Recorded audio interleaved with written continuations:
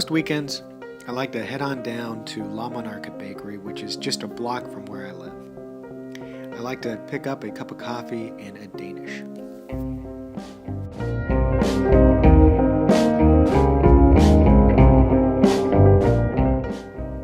This particular morning, as I was walking back from the bakery, I came across something that I had never seen before.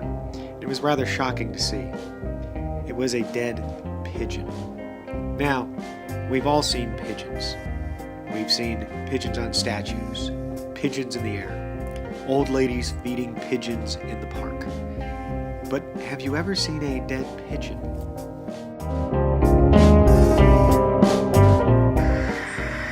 There's a reason why you've never seen a baby pigeon or a dead pigeon, and that is because they should not exist.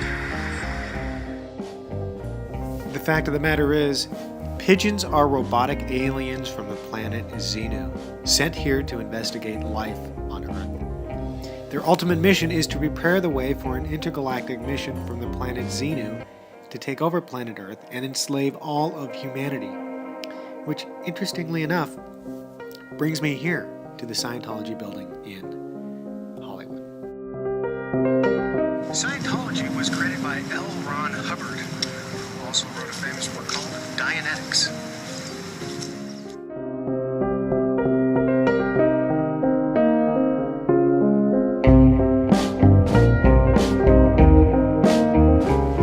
It's thought that the pigeons are from the planet Xenu.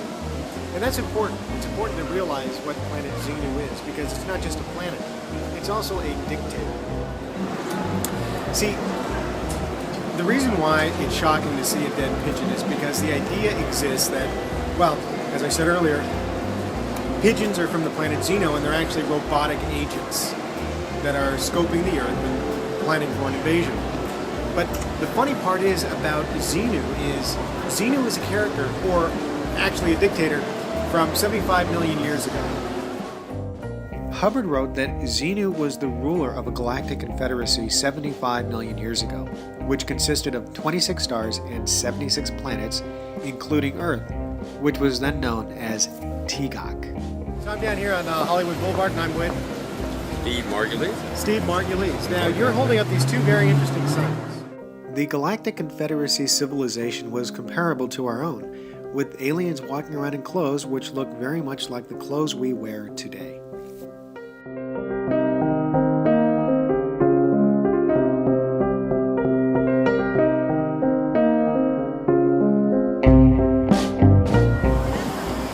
So you're saying that Obama's white side of the family is involved with Skull and Bones? Right. Both sides of his mother's white family have belonged to Skull and Bones for over 100 years. And Obama was born into it. Xenu was about to be deposed from power, so he devised a plot to eliminate the excess population from his dominions. With the assistance of psychiatrists, he summoned billions of his citizens together under the pretense of income tax inspections, then paralyzed them and froze them in a mixture of alcohol and glycol to capture their souls. Want to... Yes, that's basically it. I think if the American people learn what's going on, that they will know what to do about it. The kidnapped populace was loaded into spacecraft for transport to the site of extermination, the planet of Tigak, which is Earth. The appearance of these spacecraft would later be subconsciously expressed in the design of the Douglas DC-8, the only difference being that the DC-8 had fans, propellers on it, and the spaceplane didn't. When they had reached Earth, the paralyzed citizens were unloaded around the bases of volcanoes around the planet. Hydrogen bombs were then lowered into the volcanoes and detonated simultaneously. Only a few aliens' physical bodies survived.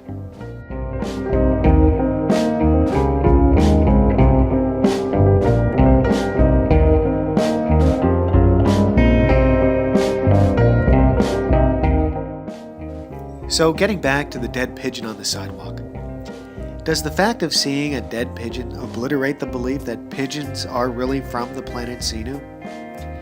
No, it does not. It simply means I saw a real pigeon and not a robot from Xenu.